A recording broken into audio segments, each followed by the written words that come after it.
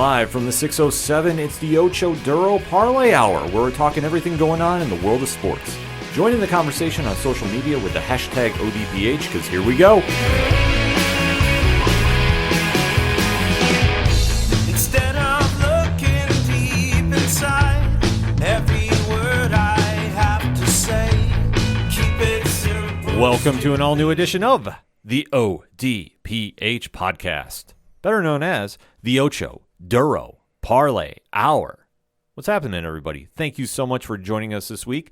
My name is Ken M. Joining me in studio, as always, you know him. He is the co-host. His name is Padawan J. Hello, hello, hello. Folks, we have a lot to talk about in the land of sports, and we definitely want to interact with you. So, Pad, where should everybody go after they hear the show? ODPHpodcast.com. Right on. You swing on over to the website. You sign up for all the social media accounts. They're right there on the front page. The T Public Store link, where rumor has it a sale is dropping this week. No better time to go get some ODPH swag and support the podcast. Seriously, we always encourage everybody, take advantage of the sales when they're there. We just appreciate everybody supporting us in that kind of fashion. Much like our patrons. Shout out to all our amazing patrons. One tier, $2 a month, and you get some bonus content delivered right to you. It's how that works, so we're super appreciative of all our patrons right there. They have their own section on the website as well, so you can go follow them, interact with them, and, you know, like I say, we always like to have a good time with the ODPH Society.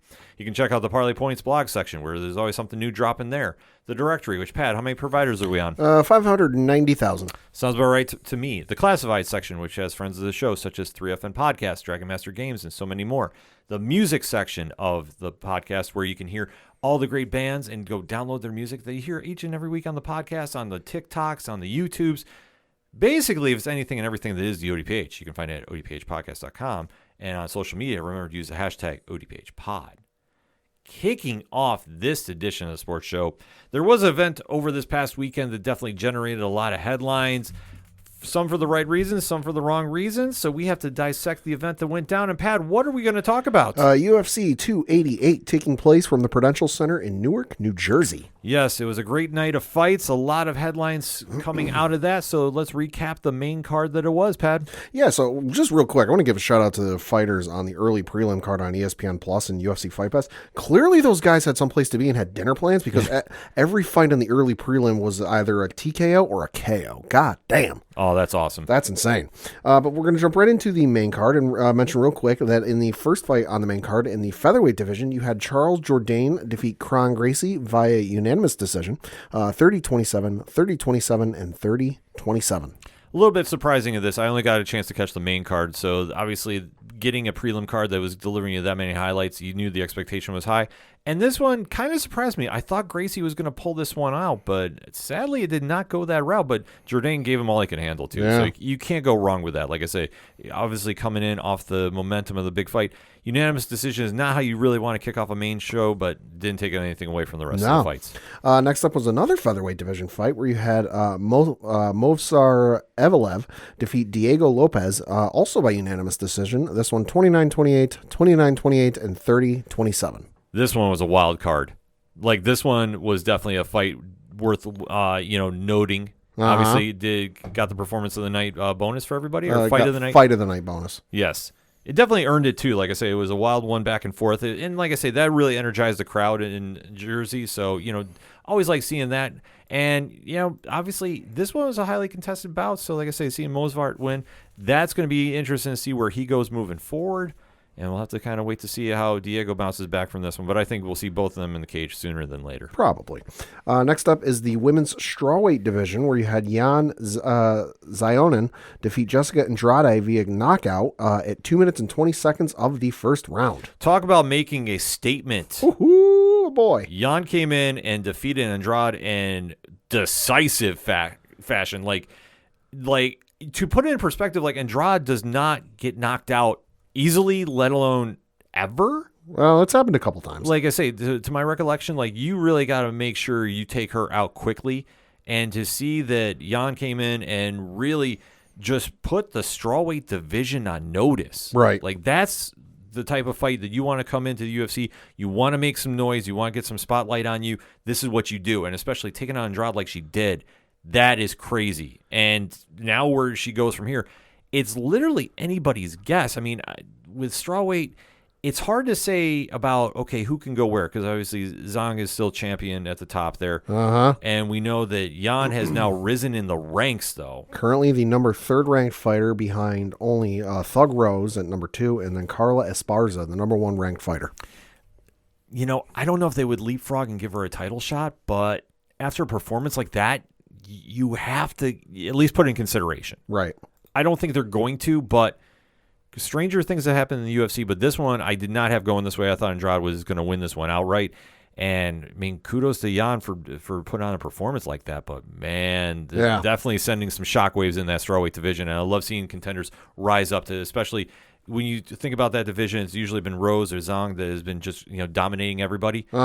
This is now great to see a contender rise up in the ranks. Yeah, and like you said, it doesn't happen that often to see Andrade knocked out, but when it does, it's some high-class names that have done it. Valentina Shevchenko, Zhang Weili, and then also Liz Carmouche back in 2013, just to name a few. Yeah, like I say, it doesn't happen often, but let alone in that quick of a time span.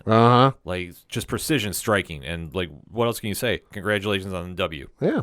Next up was the co-main event of the evening in the welterweight division, where you had Bilal Muhammad defeat Gilbert Burns by unanimous decision 50-45, 49-46, and 49-46.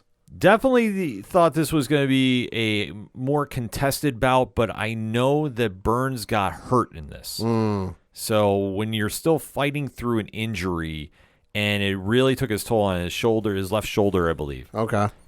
This was giving him problems doing his striking, and then obviously if you take out a weapon like that, especially for somebody that relies on it for takedowns, relies on it, for his strikes, Bilal took it full advantage of it, as he should have. Like I say, I'm not saying anything is tainted with this win, but it's tough that you have to see an injury happen like this. Right. That really takes away. Right. I mean, just looking at Burns' record, he's got 22 wins. 9 of them are by submission, which, last I checked, having a working shoulder and arm, pretty integral for getting a submission win. It's like Nolan Ryan not being able to use his pitching hand. You might get a hit off of him if his pitching arm isn't 100%. And especially, too, in this welterweight division that is now giving the lightweight division a run for the money. I'm not saying it's the most stacked division in all the UFC and MMA. I'm not going to say that. But considering the fighters that are making some noise in that division and how important this bout was, that you had both Muhammad and Burns ask for it to be 5 rounds. Right. Like, the UFC didn't have to do this. Like, we have to keep that in full perspective. They never asked them to go up and do 5 rounds. The fighters wanted to do this because both of them, and rightfully so, have a claim about getting that title shot. Right, and that's also a division where, I mean, Christ, you just look at the top 5, 6 guys, you have to make some noise and you have to stand out from the crowd like it's a professional wrestling match where, like, you got to do something to show out because it's a loaded division, and there's a lot of guys making a lot of noise and a lot of claims. I mean, Leon Edwards is the champion. Number 1 contender, Kamaru Usman. Number 2 contender, Colby Covington. 3, Bilal Muhammad. 4, Hamzat Chimaev. 5, Gilbert Burns. 6, Shavkat Rakhmonov. Like, even 7, Stephen Wonderboy Thompson. Like, that is a stacked top 7 guys. Yeah. No, the welterweight division really got tight in a hurry. That now you have fighters really giving a viable threat to Leon Edwards, because where Usman was so dominant, this is a situation that somebody could sneak in there and get that title shot. Now, obviously, and it has been well documented on the show if you're tuning in for the first time, my feelings about Colby Covington getting the title shot. And I don't think he deserves it at this stage. I'm sorry. He hasn't fought in how long? He got defeated by Usman twice.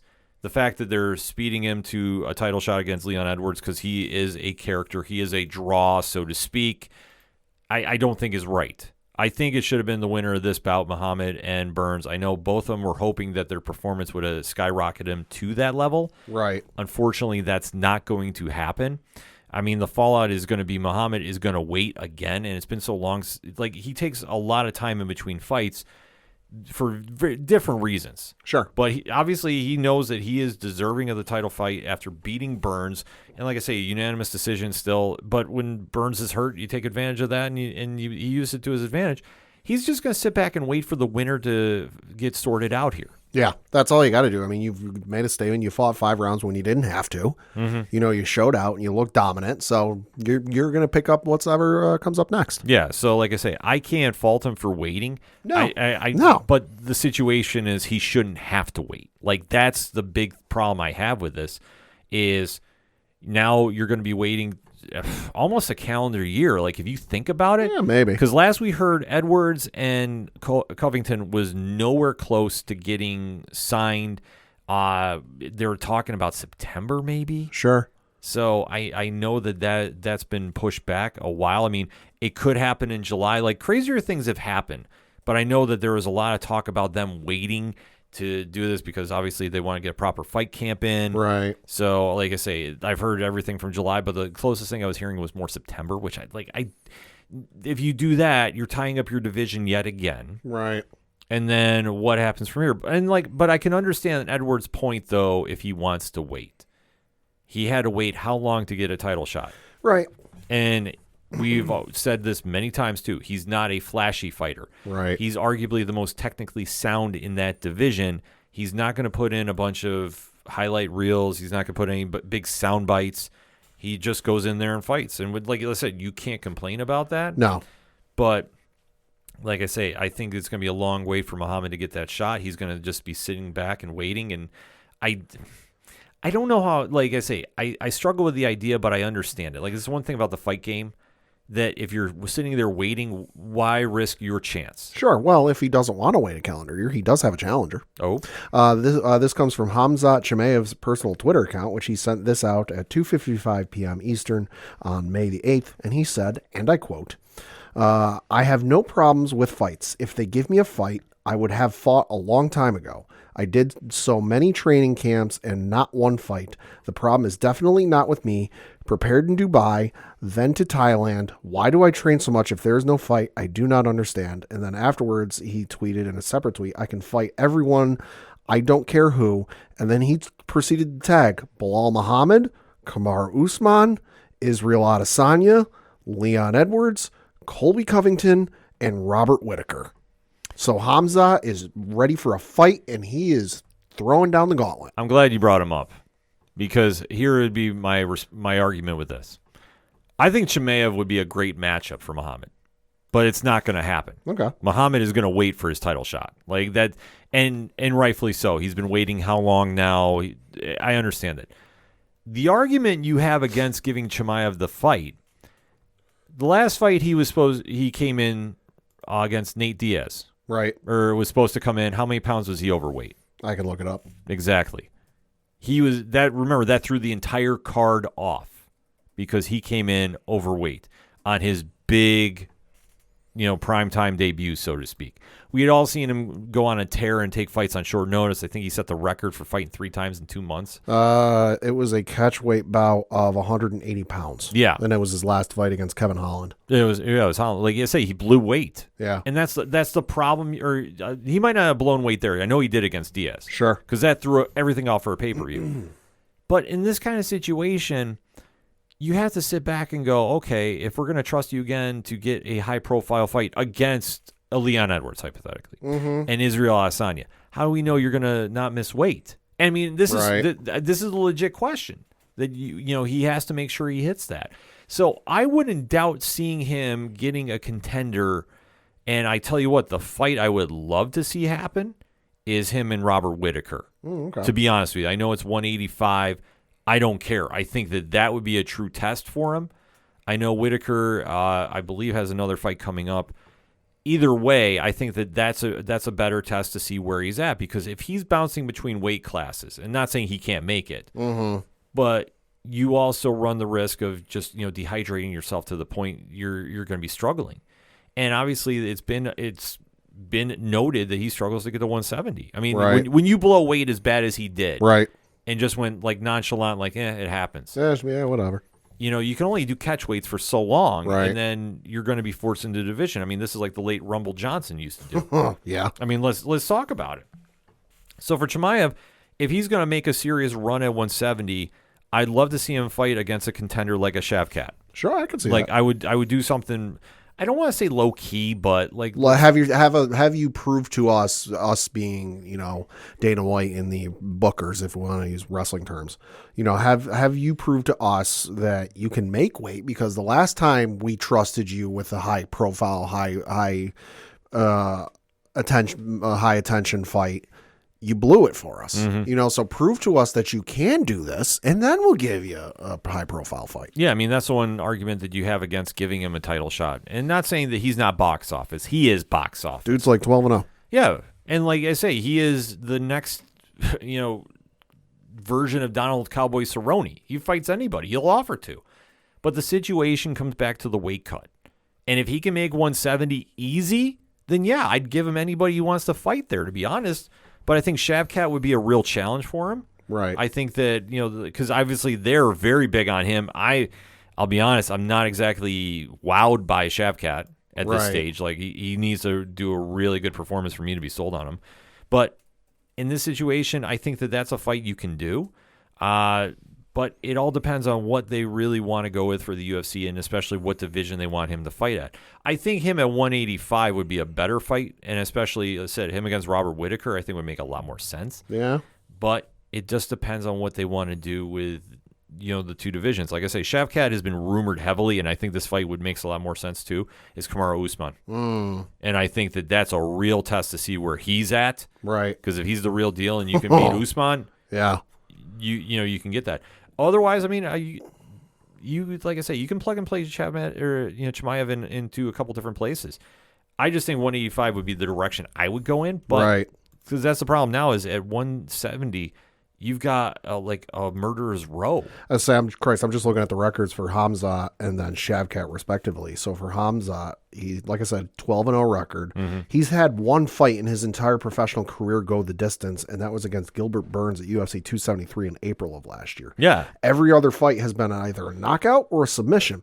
Shavkat, same goddamn thing. 17 professional fights.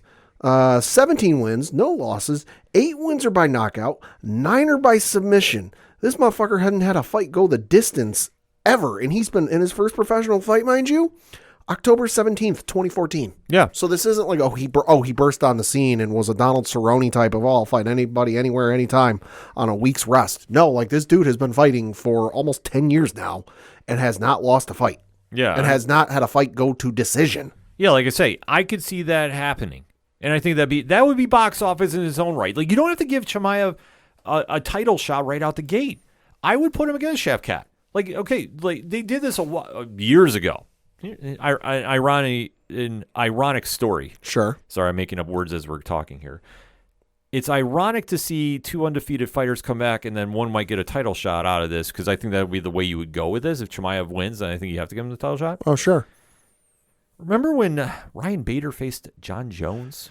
Yeah. Both were undefeated at the time. Yep. Something had to give. Something had to give. I think that they should run this same kind of scenario here. Yeah. And then I think you can't deny Chimaev if he does this. If Chimaev runs through Shavkat. Oh, so you can't deny either one. Yeah. Whoever wins. Exactly. I think then you can skyrocket them, into that stratosphere if they don't want to go with Usman for whatever reason. I think Shavkat against Usman makes a lot more sense. And then it really goes back to what division you want to stick Chimaev in if he can make 170.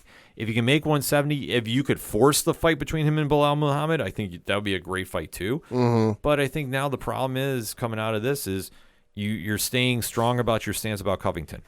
Okay, cool. But now you hold up your division until you figure everything out. Mm-hmm. It's going to be messy before it gets all cleared up. But like I say, that's how I would fantasy book it. So we'll have to wait to see how it goes. And then the main event of the evening was for the UFC Bantamweight Championship, where you had Aljamain Sterling defend his belt by defeating Henry Cejudo via split decision. The judges scoring the card 47-48, 48-47, and 48-47. Well, I've got thoughts. Okay. I thought Cejudo won this. I got to note, this was also Cejudo's first fight in nearly 3 years. If he'd have fought 3 days later, it would have been 3 years to the day. Former Olympian, multi-division champion, and Triple C walked away from the sport on a very high note, and the quote-unquote king of cringe was making some rounds about coming back. And really tried pulling a Randy Couture, to be honest with you. There's a name. Well, you think about when Randy retired and then came back to fight Tim Sylvia in the heavyweight division. Yeah. And Couture thought it was an easy win. Well, I think Cejudo thought the same thing here. And I don't blame him to an extent. Aljamain Sterling is one of the most polarizing champions in UFC history, in my opinion. Sure. He is somebody that is... fans are very split on. Sure. And I am one of those fans. I respect his ability. I don't respect... I shouldn't say I don't respect. I'm not a fan of. Sure. How... we've seen him not exactly take some fights as champion. Like when you're saying your neck is hurt and you're caught out partying, that's perception is reality here. Sure. In my opinion. And just how he's gone into this. I mean, he's much like Leon Edwards in the same vein that he fights so long. He's, goes on such a long win streak. You have to give him a title shot sometime. How he won it, obviously a little controversial with Peter Yan doing the disqualified knee. And Sterling has won since. I mean, I know you have his record called up. Yeah, I do. So Aljamain Sterling won the UFC Bantamweight Championship by beating Peter Yan via disqualification, which was an illegal knee, on March 6th, 2021. Since then, he beat Peter Yan by split decision in a rematch in April of that same year. Then he beat TJ Dillashaw by a TKO. That was in October of 2022. And then you had the most recent fight against Henry Cejudo, where he won by a split decision. But for the rest of his record, he is, in 26 professional matches, he has a record of 23 wins, 3 losses, 3 wins by knockout, 8 by submission, 11 by decision, 1 by DQ. And then for his 3 losses, only 1 by knockout, 2 by decision. Yeah. So, like I say, he's very polarizing amongst fans. Sure. And the opinion. And I thought in this one, Triple C did enough to win, but it all goes back to the same point that we've said for many eons here, and Dana White put it best. Don't leave it in the refs, or not the refs, the judges' hands. Yeah. And I think that's where Cejudo did wrong. Mm-hmm. I thought Sterling, I will say he showed up for this one. And not to say that he wasn't going to, but he did surprise me about stifling Cejudo's grappling for most of this. But in my opinion, I thought Cejudo won round, 3 rounds. Okay. I thought he did. Okay. So Sterling pulls off a big upset. The crowd the crowd seemed kind of mixed about this one. Sure. From the videos, like I said, from me watching and the videos I've seen post, because I try watching as much because I'm like, do I really want to think the crowd was not 100% by the guy? Well, I mean, you think about it, and this isn't a shot against the guy. I mean, hell, he could take my head off with a fucking blink of an eye. But when you look at the rankings on UFC.com and you just look at the folks who are champions, Volkanovski, Brandon Moreno, Islam Makhachev, Leon Edwards, Adesanya, Jamal Hill, John Jones, Amanda Nunes, Zhang Weili, Alexa Grasso, and then Nunes, the champ, where there's nobody in the fucking division for the featherweight. Yeah. Now for you, sure, you'll think about him. But for the casual fan who catches a fight every now and then, if they got nothing going on a Saturday night, they might watch a fight night card. They don't necessarily catch everything. But if you go up to the average fan on the street and go, name me 5 current UFC champions, is anyone realistically going to say Aljamain Sterling? Chances are no. Chances are no, because he's not box office. Yeah. I mean, that's the one thing about him. Like, he tries, but it doesn't come off that way. I will say in his post-fight speech, though, he did sound more of a respectful champion. Sure. Because I think that he's understanding to a degree what the public is saying. Like I say, he's getting boos in the crowd. And like I said, I had to go on multiple videos to make sure I wasn't just hearing things. Sure. Because I really want to make sure... Because he trains right outside of Jersey. Okay. Like I say, he's in one of the camps down there. Sure. So this is like a homecoming for him, and the crowd is still booing it at the announcement. Right, and I mean, we got to give him a little bit of credit. He did break the record for the most consecutive UFC bantamweight title defenses with 3, so hey, kudos to you. But even the title run hasn't been anything that spectacular. Like I said, he won the belt off a illegal knee, a DQ, came back and beat Peter Yan in the following fight like a month later. Hey, cool. Then you came back and you knocked out TJ Dillashaw, which sure is a name, but we got to remember at the same time too, At the time, he was 36 years old, and he's got a lot of tread on those tires. Yeah. And then he came back and beat Henry Cejudo, who was 3 days shy of fighting for his first fight in 3 years. Sorry, octagon rust is a thing. Yeah, and that's something that I think moving forward from this fight, Cejudo has got to see if he's really committed to coming back or did he want a quick win. Sure. That's the argument I have with him because he's already talking about he didn't want to fight again. Which, well, the rankings apparently don't know that because he is now the third-ranked fighter in the bantamweight division. right, but like I say, but it was the emotions of losing because I think he was fully banking he was winning. Oh, sure. And obviously when he's had the success run that he's had, I mean, flyweight champion, he defeated Demetrius Johnson. I mean, that's a short list of folks who've done that. Exactly. And the fact that he was planning on winning this and then going to fight Volkanovski, I think things have been thrown, out of whack for him. Yeah. So he's got to decide what he wants to do. If he wants to disappear again, sure, go ahead. But if he's a real competitor and wants to make another run, yeah, he could put some wins together and get back in easy for the bantamweight division. But for Sterling, now we get a little crazy. Mm-hmm. After the fight, Sean O'Malley came into the ring and they called him out. And there was an obscenity-laced tirade between the both about the fight that's going to now happen because Sean O'Malley is going to get the title shot. Much in the same vein, but not in the same reasoning, I don't agree with him getting a title shot this quick. I really don't with O'Malley. I just don't think it's time. Like, he has not shown me enough to say that he's the number one guy in this division. But this is going to be a fight that I think the UFC is salivating over, if I can use that word, because O'Malley will generate buzz. O'Malley is much of the same mold of a Conor McGregor, a Chael Sonnen. Mm-hmm. He's going to talk. He's going to talk a lot. He's going to do some outlandish things. People are going to tune in to either watch him get knocked out or watch him win. And now Sterling has a chance to really make a statement here, or if he gets picked apart, he's now going to get exposed as being, an imitation champion. Sure, and I mean, we got to give O'Malley a little bit of credit because I'm looking at his record. 18 professional matches, 16 wins, 1 loss, 1 no contest.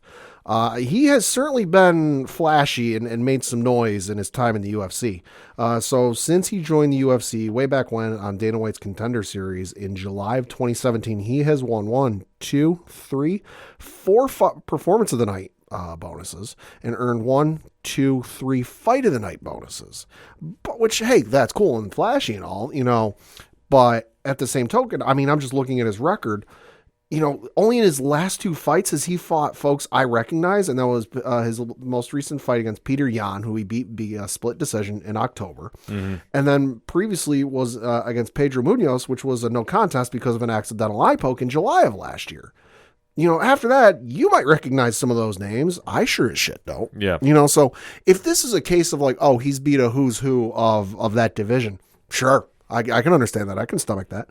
But you face 2 guys in that division, one of which is now, the number 5 ranked fighter in the bantamweight division in Peter Yan.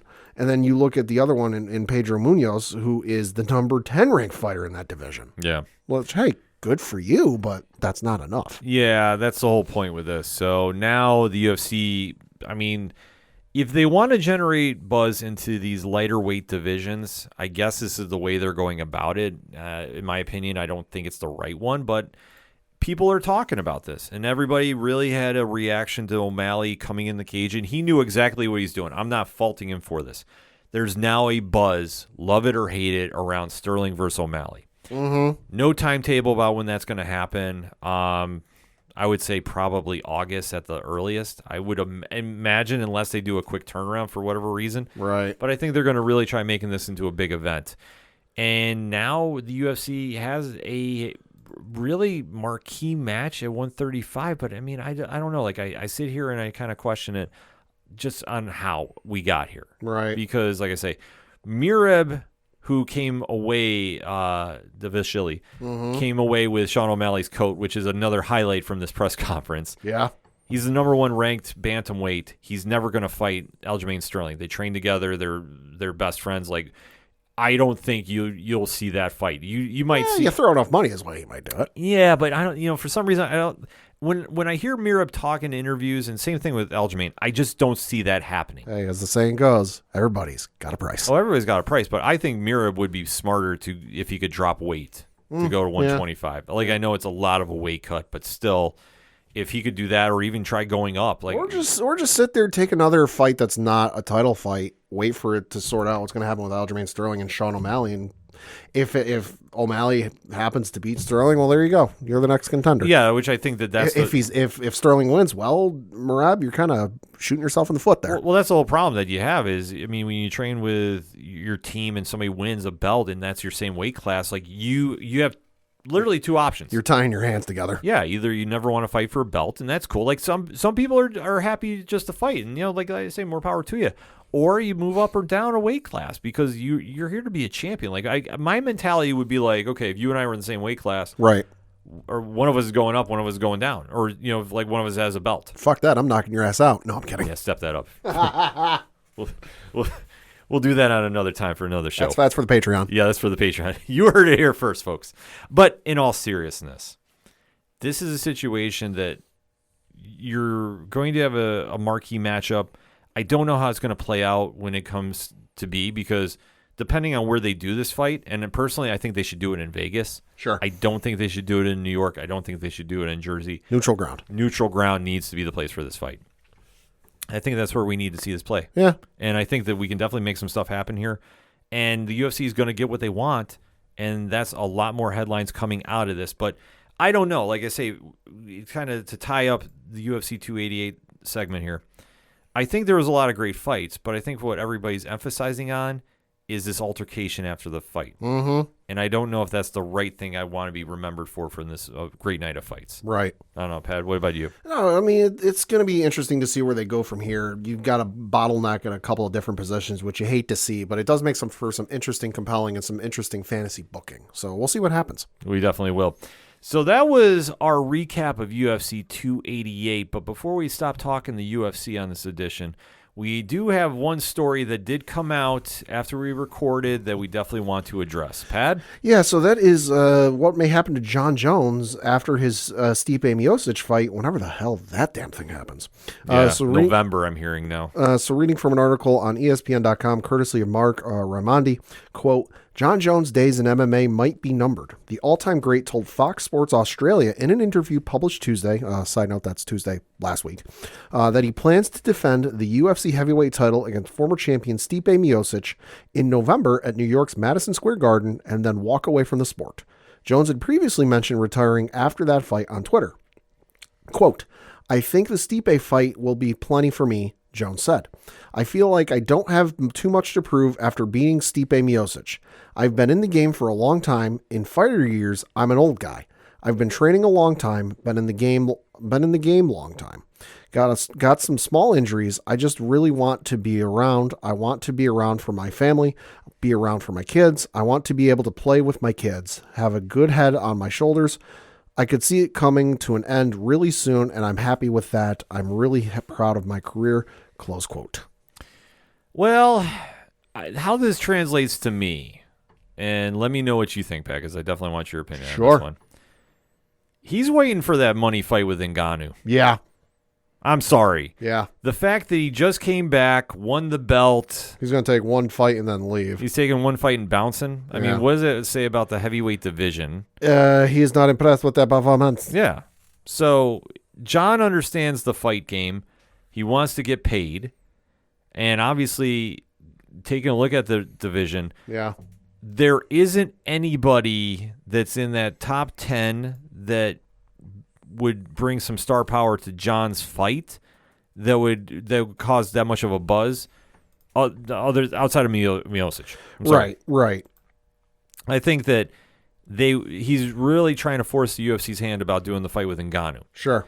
And we know Ngannou is still a free agent as we are recording. Right. Hearing a lot of stories. Stalled talks with about 3 different feds. That's the rumors going around. So we want to stress that there's a lot of delays in signing. There's a lot of snags. There's a lot of snags for whatever reason. So I think by what John's saying with this is you got to get Ngannou to fight. Right. I mean, because there's certainly some names in there that, like, okay, box office wise, you'd make a lot of money off of, but let's face it, John would eat them fucking alive. Yeah.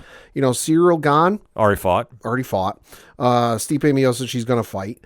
Curtis Blades, that'd be a decent fight, but John would eat him the fuck alive. Yeah. Tai Tuivasa, again, you'd sell some tickets off of that, but again, John would fucking eat him alive. Yeah, there's a drop off. You know, so the only way you're going to get John to not go into retirement is if DC comes back and they fight at heavyweight, because you got to remember there's whatever the record is. It's, you know, all of their fights were at the light heavyweight division. They never fought at heavyweight, but DC's not doing that. Yeah.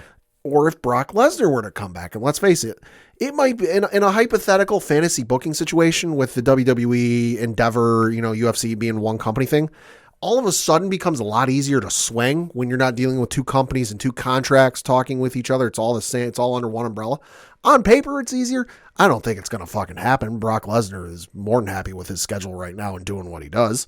There's nobody else in that division. You know, and it's not going to turn into, he's only going to come out for money fights and fights will earn him a shit ton of money. There's nobody there. Yeah. You know, I think he's realized he's done what he wants to. He's gone up to heavyweight. He's proved he can do it. He's won the belt. He's going to defend the belt, and win or lose, he's going to retire. And hey, you know what? If it is for the reasons he says, and that he wants to be with his kids and he wants to be around for his kids and play with his kids, hey, more power to him. We've seen plenty of instances and stories in sports with professional wrestling, UFC, NFL, and what have you, other hard contact sports where you get to a certain age and the wear and tear on your body from just the hits you took. Boxing is another one. Yeah. Where you just can't play with your kids. You can't play with your grandkids. God rest his soul. But look at Muhammad Ali at the end of his life. Yeah. You know, I can understand that. And if that is the reason he chooses to step away, hey, more power to you. You're going to walk out on top. If that's a legit reason, yeah, I agree with you on that one. I just don't think it is. No. I think that he did not spend all this time to bulk up to fight Cyril Gane. I don't think right off to the sunset. No, I don't think. I think whoever helped engage the competition in the heavyweight division didn't do all their homework. No, I don't think they did at all, because I think that he put on all that mass, he put on all that muscle. He's going to do 2 fights and then ride off. No, he is trying to force the UFC's hand to get Ngannou. You can't tell me otherwise. If it were me, he's currently 27-1. I'd go for 30 and be done. Well, that would be the way to do it, because, I mean, especially Dana doesn't even recognize that loss. A lot of MMA fans don't. There's only one place that does, and that's the commission, so to speak, because they're the ones that still haven't overturned that ruling after that egregious decision to give it to Matt Hamill. I'm sorry. There's no fight fans that acknowledge that one. Like I said, it's just the commission that does the rankings.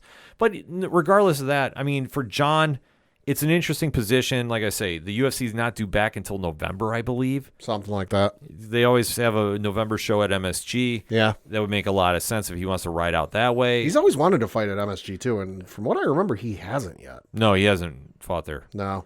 But the closest is Jersey against Chael Sonnen. Yeah, but I think that he would love to fight in New York. I think it would be a big deal. And it would make a lot of money. Like I say, him against Miocic, that's a big money fight. So after that, though, when you have arguably the greatest of all time, you got to give him competition. Yeah. And I'm sorry, looking at a top 10. There ain't nobody there. There's nobody on that level right now. I'm sorry. I'm skimming through the names, pad read. Yeah. Nobody. Nobody's jumping out to say, like, this is box office. All of those guys in that division would be willing to step up to fight John. Absolutely. Because who the fuck wouldn't? Yeah. You know, you come up to any Joe Blow on the street, if they're in the heavyweight, would be in the heavyweight division at UFC. Oh, you want to fight John Jones? Oh, they're absolutely going to take that fight. Yeah. But John's not going to want to give him the time of day. Yeah, that's the whole problem right there. So, interesting scenario he's put forward. So we'll have to wait to see if he forces Dana White and Endeavor's hand to re-sign Ngannou. And I think that they need to. But then again, I've also said they need to sign Chris Cyborg back to fight Amanda Nunes, and she just re-upped with Bellator. Mm-hmm. So that fight's off the table. So the UFC is in a weird position right now. They got to make a decision, especially involving John Jones' future, because if he retires... There's another star gone. Yep, there's another star gone, and do they have one in the heavyweight ranks to fill his shoes? Well, they got a guy doing shoeies in that division. Yeah, but other than that, I mean, that's the closest you're getting to somebody filling those shoes. So hit us up on that hashtag and hashtag ODPH pod. Let's talk about this John Jones retirement. Do we think it's real? Do we think it's not? And do you think Ngannou's coming back? And then what is your thoughts about UFC 288 and the fallout coming from that. Are you excited about Sterling versus O'Malley? What about Belal Muhammad? Sitting around for arguably a calendar year for a title shot pending. A lot of storylines coming out of this one, so we definitely want to interact with you. We're going to take a quick break. We'll be right back. Together, we can make a difference. That's been the sign off for everything Livestream for the Cure related ever since the event began back in 2017. Hello everyone, my name is Nick and I am the host of the Livestream for the Cure, an annual charity event to raise money for the Cancer Research Institute for immunotherapy research for a world immune to cancer. And over the past 6 years, we've made that difference together. Amazing listeners, amazing viewers, amazing podcast partners and content creators all coming together, and we've raised over $70,000. But this year, we're going to make our biggest difference to date, and we're going to raise $25,000 for the Cancer Research Institute. Tune into the event at twitch.tv/livestreamforthecure starting May 18th, as we're joined again by podcast partners and content creators from around the world to help the Cancer Research Institute crush cancer. Together, we will make a difference. Coming back for another segment on this edition of the ODPH podcast, and we have to talk some wrestling. This past weekend might have been one of the most memorable crowds in all of pro wrestling history for a premium live event that was supposed to be a throwaway mention. Yeah, for me, early contender for crowd of the year. Oh, Holy fuck. They've won it until further notice, and you can put it up against whatever crowd you're thinking otherwise. And Pad, what are we talking about? We were talking about the premium live event, Backlash, which took place from San Juan, Puerto Rico, in front of 17,944 people. Yes, the WWE's premium live event, coming off the heels of WrestleMania, the WWE draft, and a lot of speculation going on, is one that usually is a throwaway. Right, and especially this year because, like you said, it's sandwiched in between the draft, between Monday Night Raw and Friday Night SmackDown. And also, Night of Champions is in 3 weeks. Mm-hmm. So there really wasn't a lot of anticipation for this card. Like, we all thought that it was going to be a solid one. But it was one that we weren't expecting to be that memorable, and then, boy, were we surprised. Yeah, we were. That crowd was one of the most loudest the entire weekend that I can remember watching on TV or being a part of. Like, just that crowd just had a different energy all its own, and I could only imagine if you were in attendance for this. The only crowd I think in the last week that was crazier was the one they had at the live show in France, where, and the video's out there, so I'm not making this shit up, folks. You can go look it up on Twitter, YouTube, wherever. Yeah. But they had a live show in France. I don't know if it was Paris, it was somewhere in France. But Seth Rollins came out, and the crowd sang his song for 12 minutes. I believe it. So it's close between these two, but no, for what I saw on TV, not on my phone, Puerto Rico, good on you. Yes, absolutely. So we are going to break down the card that was, and we got some stuff to talk about. So, Pat, let's kick it off. Yeah, so in the opening matchup of the card, you had Bianca Belair defending her WWE Raw Women's Championship against Io Sky of Damage Control, and you had Bianca Belair emerge victorious, winning via pinfall in 18 minutes flat. Absolutely amazing match. Yeah. Perfect way to start the crowd. And really got everybody going and really kind of set the pace for the rest of the night. Yeah. I thought Io Sky had one of her best performances in recent memory on the show. On the main roster, yeah. On the main roster, definitely without question. Even comparing to her time in NXT, which I said she was doing amazing work down there. I thought her and Bianca just did a phenomenal job. The only thing that I am critiquing a bit, but it is what it is Bianca tried a one-handed slam at one point, and she did not protect Io enough. Io came straight down on her face in a very scary scenario. Yeah. But luckily she was okay, kept going with the match. And like I say, it ended very solidly and continued the storyline going on with the fractures happening with Damage Control, the faction of Bayley, Dakota Kai, and Io Sky. So a lot of win to happen here. Wasn't super shocked at the ending, but I will admit, I thought they were going to maybe pull the audible, let Io win, just because that crowd would have just exploded because they were very, very pro Io. Yeah, they were. And to Bianca's credit, she did go play into the heel side of things. So good adaptation. Yeah, because when you are basically working off the crowd, as all wrestlers do, you really want to get the temp in the room of the story you're trying to tell. Bianca and Io both knew, okay, the crowd is very behind Io. Right. Bianca immediately switched into being a heel, which, I mean, you typically see more so at house shows Right. that, go on the non-televised events. You usually see that happen there when a wrestler flips gimmicks. Right. Because, well, it's not on TV. It doesn't really matter. The fact that Bianca and Io did this here, I thought was very interesting. I thought it was very professional, and look how it paid off. Oh, I know. No, the match was fantastic, and like you said, got to give credit to Bianca and Io having a Rock Hogan moment where Rock was supposed to be the face, Hogan was supposed to be the heel, but the crowd would not let that happen, so they flipped mid match, and Rock went heel, Hogan went face, and look how that worked out, and this worked out just the same. Good open. I think it was a good introduction for folks who only watch main roster, only watch Raw, only watch SmackDown. They don't watch NXT. So they're not super familiar with Io as a singles competitor like some folks who watch NXT or watch her, in other federations. Mm-hmm. You and I know how good Io is because we've watched NXT. We've seen what she can do. I mean, the War Games match where she jumped off the top of the goddamn thing with her body encased in a garbage can comes to mind. Yes. We know how good she is, but you think about it, for the almost year we're coming up on, time she's been on the main roster, she's been with Damage Control the entire time. There have been 2 women's tag team title reigns with her and Dakota Kai. There's been maybe only a handful. You may be able to count on one hand the number of times she's had a singles matchup. So folks on the main roster who don't watch everything WWE, might not be familiar. So for me, this was a good introduction for her. She didn't get the win, but I think her stock definitely picked up from this. Oh, absolutely. Picked up from this match. And I think a lot of folks realized, okay, when they eventually break up Damage Control, because you notice with the way this matchup went down, they're starting to sow some of those seeds, that they're going to split up at some point. They're showing, hey, she's not going to get lost in the shuffle. She is a good contender on her own. Yes, absolutely. Next up was the matchup that we couldn't figure out why the fuck this match happened, but it was between Seth freaking Rollins and Omos, where you had Rollins emerge victorious, defeating Omos via pinfall in 10 minutes and 30 seconds with one of the crazier pinfalls I've ever seen, the super curb stomp off the top rope. The match was what it needed to be, in my opinion. Thought Omos would have won, seeing as he's a free agent, looking to get picked up, if we want to use sports terms, by another brand. And hey, what better way to increase your viability than by beating one of the best in the business today, but was not the case. Mm-hmm. I thought this was almost his best match, period. Yes.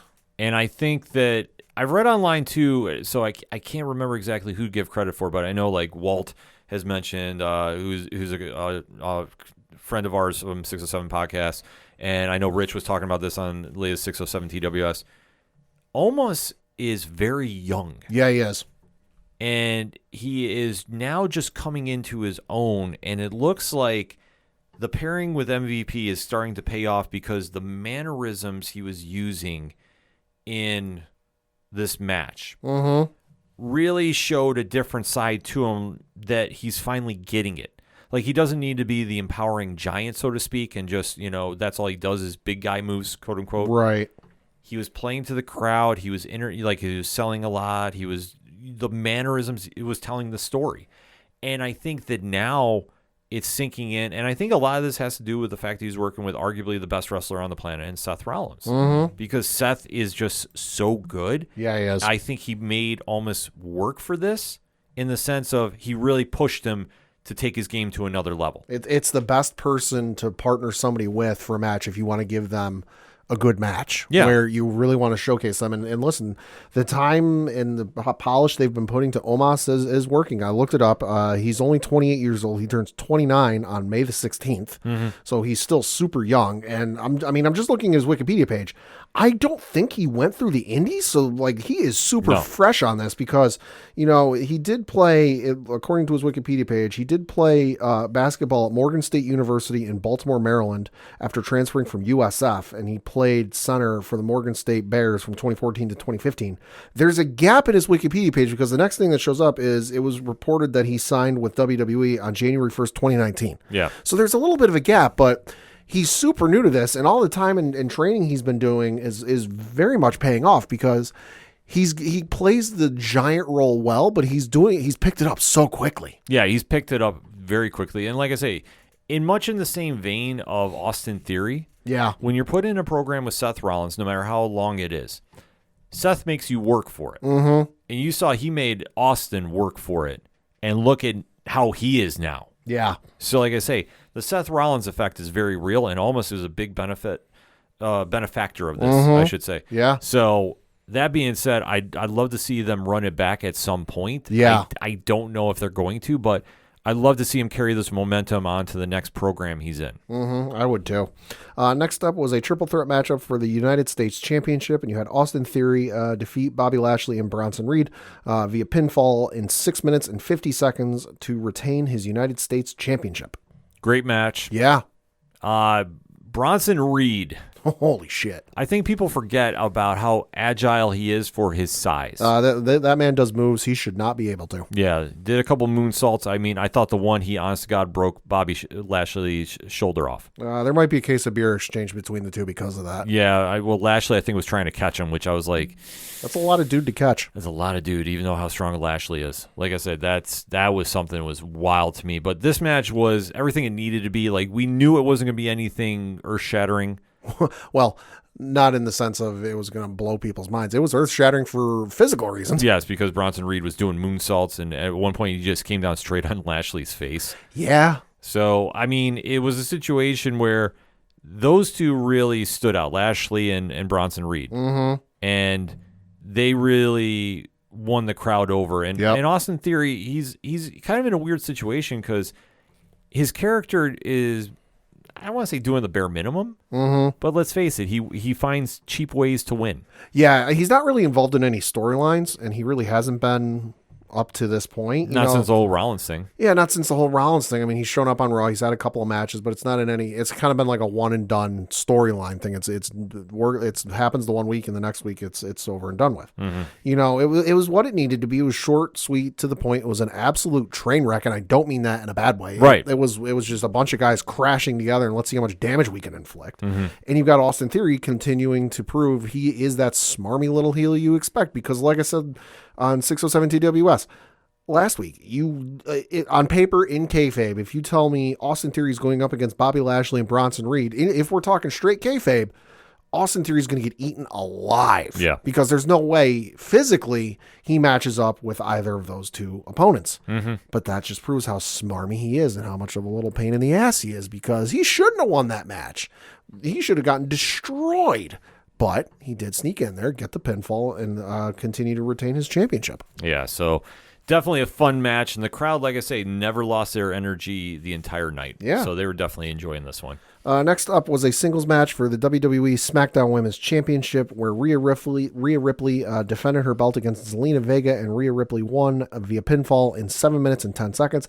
Gotta say, moment of the night, like sentimental moment of the night, I think, for everybody involved, because as was said, Zelina Vega born and grew up in New York City in the boroughs, but does have family and does have heritage from Puerto Rico. She had her family in the front row, came out with the awesome Puerto Rican themed gear, had the little cape flag thing she had, which extended. You could clearly see the emotion and how the entire crowd of 17,000 plus was behind her. One of the best moments I've seen in professional wrestling ever. You know, just the emotion pouring out on her face, how much the crowd was behind her. You could tell this was a dream come true for her to kind of go back to Puerto Rico and wrestle in front of essentially what is her family's home crowd. Yeah. We always talk about wins and losses, and like that's what people remember. Not in this case. I had chills watching that. I did too. And the entire watch party we had for this show, I think just you could feel the emotion coming out from Zelina and the love the crowd was giving her. And just, it's one of those moments that you sit back and wrestling kind of takes a back seat. Yeah. And, you know, it's one of those moments where it's just the emotions are pouring out and they connect on that level. Yeah. And this was a situation that it was just awesome to witness and awesome to just see unfold. And then we have the match, and the match was solid. Yeah, it was. I would say it wasn't my favorite match on the night, but it's just because I think timing-wise, Rhea and Zelina were off a little bit. A little bit. But I want to stress this. I'm not ripping the match apart. Sure. Like, if I have to give it a grade, it's a B to a B+. Right. Like, that's how good I thought the match was. Right. But it just seemed like there was a couple timing hiccups. And especially, too, we don't get to see Zelina wrestle that much lately. No. Like, she just hasn't been. She's the manager role. Right. She can go. Right, and that's the other thing, too, we got to know is, yes, the LWO and the Judgment Day have been feuding a little bit because Dominic and Rey Mysterio are on opposite sides of that faction. But it hasn't been like you would typically see where on house shows in preparation for a pay-per-view or Monday Night Raw or Friday Night SmackDown or whatever, you see these competitors go up against each other. The one I remember back to was here in Binghamton a week before, I forget whatever pay-per-view it was, but we had Bray Wyatt go up against Dean Ambrose, now John Moxley, and we went, why the fuck is this happening? This makes no sense. And then we get to the pay-per-view that following weekend or the next night or whatever it is, and we see how Bray interferes with Dean's match, costs him the match, and we go, oh, that's why. Now all of a sudden it makes sense why they were fighting with each other on the house show. They're getting the timing down. They're getting stuff figured out for when they go to fight on TV or whatever it is. While yes, LWO and Judgment Day are interacting, you're not seeing matchups between Zelina and Rhea Ripley. Yeah. So they don't have time to get that timing down. They don't have that time to figure things out. All right, what works, what doesn't work.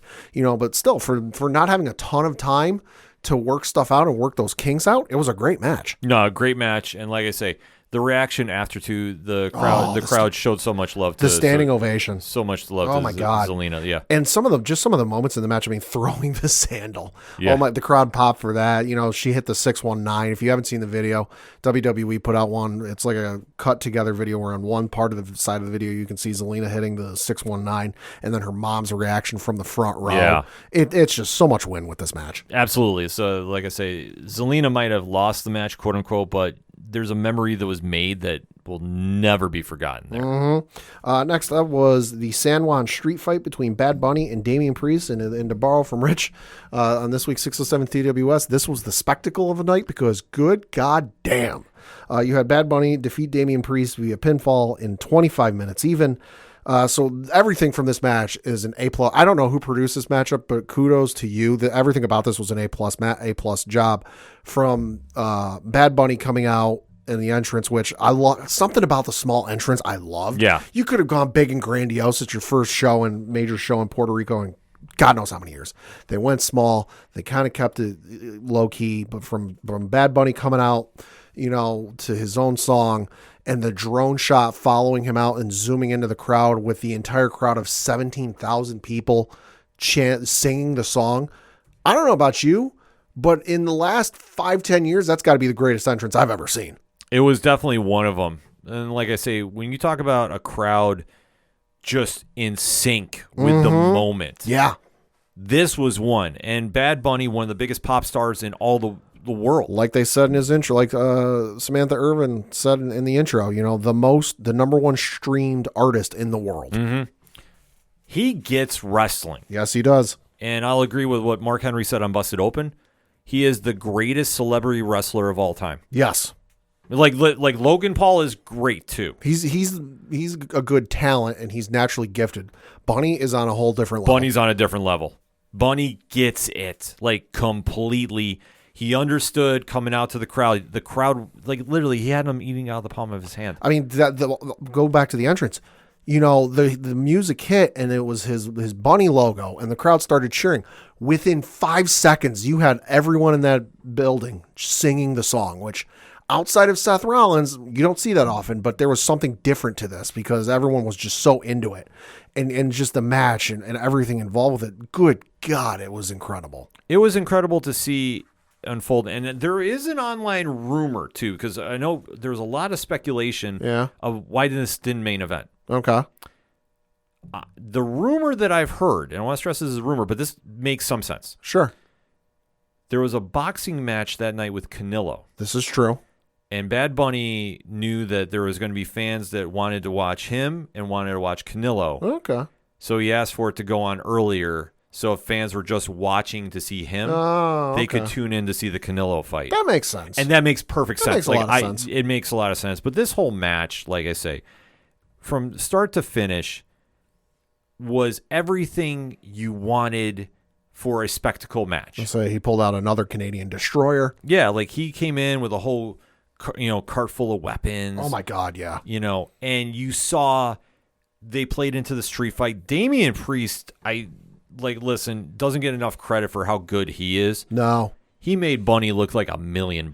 He, for me, has gone from the time he started kind of getting big and rising through the ranks of NXT, where I didn't get it and I didn't really care, has risen from you know what, it is what it is, I don't really care, to this guy's good.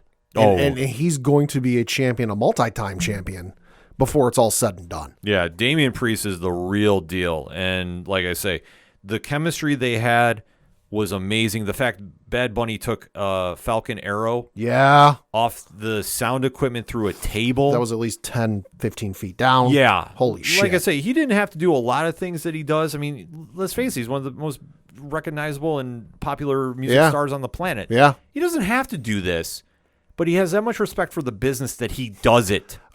Just go look at what SportsCenter posted. The man in like a calendar week did Coachella, the Met Gala, and then wrestled. Yeah, like the man can do it all. He's just on a different level. And then when you get to the ending of this match. Oh my God. So obviously you have the Judgment Day interfere with Finn Balor.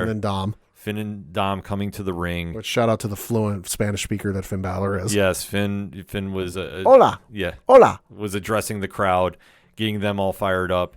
And then Dominic Mysterio is just instant heat wherever he goes for, all the wrong reasons, because I think everybody pretty much hates Dominic. But he does his character well. I got to admit that. Number one heel in pro wrestling right now. Yeah, you can't argue that fact. So they decide to interfere. We see Rey Mysterio come running out solo, which everybody thought was kind of odd. Yeah, which at this point I'm watching. I'm like, all right, you saw this coming. You figured Finn and Dom were going to come out, and then Rey comes out. I'm like, all right, we just need LWO's music to hit. We didn't get LWO's music to hit. We didn't get. Who did we get? Carlito. Yes. Holy shit. Which, I mean, his father was a legend in Puerto Rican wrestling history. So he's one of the most famous wrestlers, too, on the planet. So when you hear Carlito come out, the place explodes. There's some great videos floating around on Twitter and YouTube of like videos from the stands when Carlito's music hits. I'm gonna be willing to bet, and this might be a generous number, but I think it's about right. I think about half the people in that building had an out of body experience when Carlito's music hit. Oh yeah, and he looked in fantastic shape. Oh my God, yeah, he did. All he's been doing is working out, like waiting for somebody to sign him. So let me put it this way: I would be shocked if WWE did not sign him quickly after this. I don't care about this nonsense about a quote-unquote buying freeze or hiring freeze. Whatever the case is, like, trust me, if they want to go get somebody, they'll go get them. And he came down, that whole place exploded, and you just saw the Judgment Day start running to the back. They ran into Savio Vega, who is a legend too. Like I say, one of the most, like I say, just a legend. Mm-hmm. And you see him come out, and the whole place exploded for him. And he stood there, fought them off. Then the LWO came running into, it turned into a big old mess. But my God, it was just one of those moments, like as a fan, and especially knowing who those two are, especially involving what they've done in Puerto Rico for wrestling. Mm-hmm. Like I say, that is just a moment in itself. Yeah. And then now, seeing how the match played out and Bad Bunny getting the win. Like I say, it was just so much. Like I say, Rich hit it best on 607 TWS this week. It's a spectacle. Yeah, it is. But it was everything for the right reasons. Like, this is why you watch pro wrestling. Yeah. Like I say, we all sometimes get caught up in the nonsense that is, like I say, wins and losses and, WWE versus AEW. Like, this is just one that you just sat back and had fun watching. Right. And the thing you want to do is you want to grow the business and expand the business to folks that have never seen it before. And sure, for some old school heads and for some diehards, whatever, that like, oh, he's not a professional wrestler. Why are you giving him a platform? Why are you giving him a premium match? Because he's the most streamed artist on the planet. It doesn't matter if you look at Spotify, Apple Music, YouTube Music, or whatever streaming service you use. He is number one and has been number one the last couple of years. Yeah. Bigger than some of the K-pop groups, which frankly is astounding. Yeah, that's a whole different conversation there, but yeah. But you want to grow this business, and sure, there's some overlap between fans of Bad Bunny and fans of professional wrestling, but there also is an equal number, if not more, that aren't professional wrestling fans. Mm-hmm. So you put out these clips of the entrance, him hitting a Canadian destroyer, him using a kendo stick, and you get these fans that might not be a professional wrestling fan, might have heard of it, but they don't watch it, and they go, "What the hell is Bad Bunny doing in this professional wrestling ring?" They see the entrance, and then they see some of the moments, and they go, "Holy shit! You know what? I want to check this out." out. And that's how you grow the business. That's how you get new people, new fans invested. Yeah, and I guarantee you there are going to be some more people watching SmackDown and Raw this week. Oh, yeah. And it's all thanks to Bad Bunny. Yeah. Another person winning from this is Carlito, because he did tweet on his personal Twitter account, quote, "Well, looks like my indie booking price just went up," to crying while laughing emojis. Oh, it definitely did. And like I say, I would not be surprised if he did not get signed by WWE out of this. Right. And like I say, AEW, sure, but I mean, that's a whole different conversation right now with AEW. But for WWE, I think they would definitely capitalize on this, especially if the reaction they saw coming out of this. And, obviously they're going to be watching the reaction moving forward, but I'm saying I wouldn't doubt seeing him back in a WWE ring sooner than later. I would expect it. And then your next matchup was the 6-man tag team match, where you had the Bloodline taking on Matt Riddle, Kevin Owens, and Sami Zayn.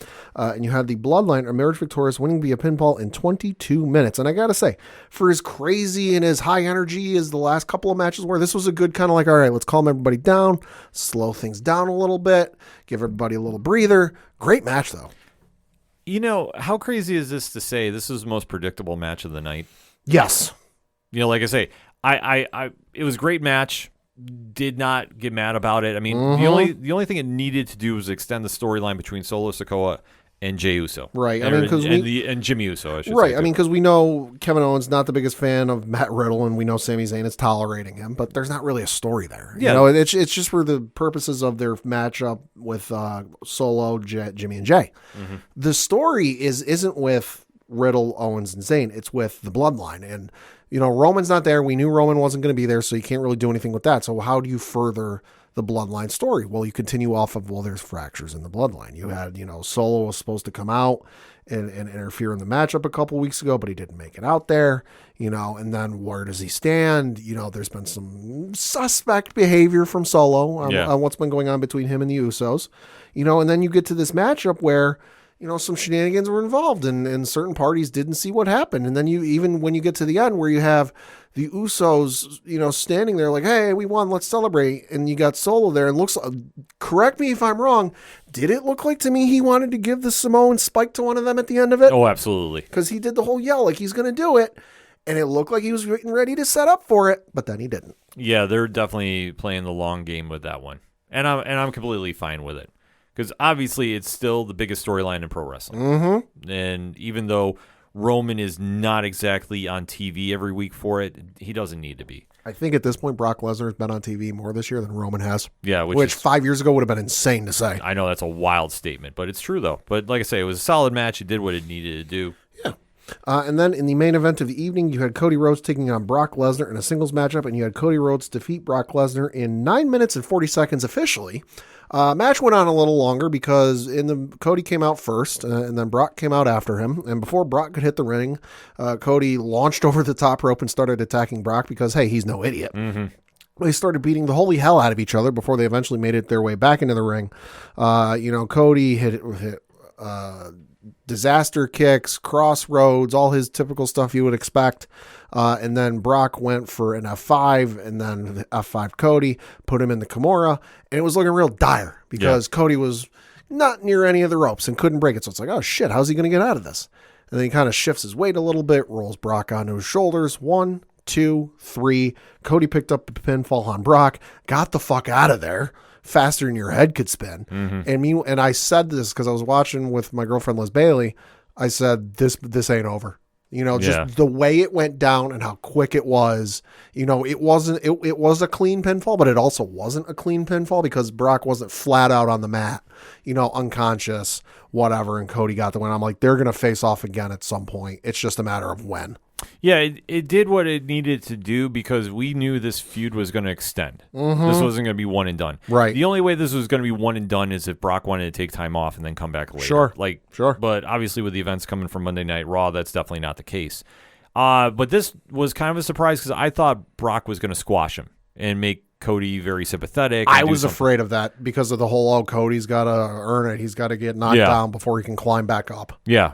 Because there's more money in Cody chasing than there is as him as champion. Right. Sorry, I mean, it is what it is. No, yeah, it is. So this one, I was surprised to a minor degree that Brock bled as bad as he did for Cody. But knowing Brock, he doesn't do anything half-assed. No, he doesn't. And he doesn't do anything he doesn't want to, obviously. Right. Well, and the thing is that was planned from all the reports I've read. Day after the match and the 2 days after the match, that was planned. Mm-hmm. That was not unplanned. Otherwise, we would have seen something for as bad as he was bleeding. Yeah. We would have seen something akin to WrestleMania with Finn Balor taking on Edge, where they would have stopped and checked the whole thing. But they did not. So that was planned. That was not a blade.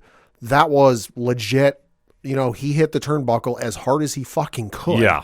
Which, if you didn't see how he looked on Monday night, the man had at least 3-4 stitches in his fucking forehead. Yeah. God damn. It looked horrific. Oh, that was nuts. That was the most I've seen blood in WWE in quite some time. Exactly.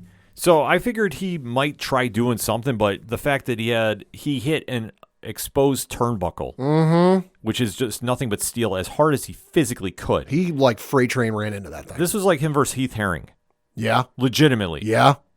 Except he didn't hit Heath Herring. He hit the turnbuckle. Yeah. And bled like nobody's business. Like it was the point where you were thinking you're watching AEW Dynamite for a degree. And we were not. No. But it worked out in its favor, like I say. And it sold the story. I mean, Cody wins by a lucky pin. It extends the storyline to where we go into Monday night. Yeah, so we go into Monday night, and one of the things that happened in between the pay-per-view and Monday night was WWE unveiled the tournament for the World Heavyweight Championship. You had 6 wrestlers from Raw, 6 wrestlers from SmackDown. On the Raw side, you had Finn Balor, Cody Rhodes, The Miz, Shinsuke Nakamura, Seth Rollins, and Damian Priest. On the SmackDown side, you have AJ Styles, Edge, Rey Mysterio, Austin Theory, Bobby Lashley, and Sheamus. So the Raw matchups took up a bulk of the time on Monday Night Raw. The first one you had was between Shinsuke Nakamura, Seth freaking Rollins, and Damian Priest. I think we all saw where this one was going. We all figured that Seth Rollins was going to pick up the win. He did. That was a great matchup. And then almost immediately afterwards, you had the matchup between Finn Balor, Cody Rhodes, and The Miz. And like a lot of people figured, hey, listen, you don't get one over on Brock without him coming back to take some receipts. Middle of the match, because, hey, this is a triple threat rules. You can interfere. Brock came out right when Cody was about to get the win, pulled him out of the ring, F5'd him through a table, and allowed Finn Balor to pick up the win against The Miz, against The Miz. And, go down to the semifinals, but the story was with Brock, and he looked worse in terms of just physically than any of the Roman matchups I ever saw him in. Like I mentioned, you can look up the video, you can look up a photo.